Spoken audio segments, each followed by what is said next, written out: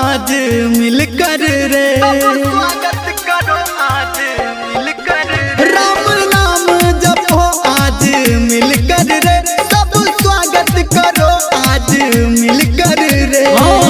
पलक बिछा दो मेरे मेहमान आए हैं, सजा दो घर को गुलशन सा मेरे प्रभु राम आए हैं। सजा दो घर को गुलशन सा मेरे प्रभु राम आए हैं। डीजे विकास रीगा सीतामढ़ी।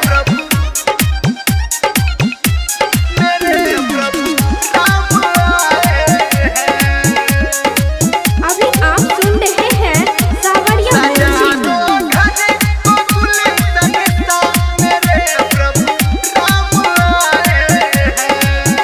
हाँ, चरण पखारो सब बांध सर पे भंगा, प्रेम की बहाकर आज गंगा, प्रेम की बहाकर।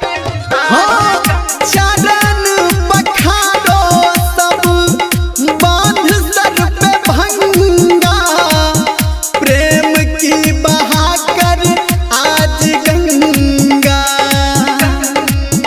हाँ, खुशी का ओ हर पल लाए हैं,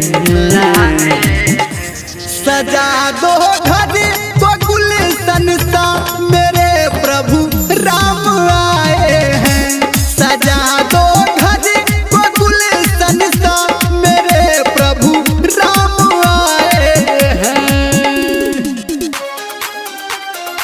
अभी आप सुन रहे हैं धर्मेंद्र निर्मलिया को। डीजे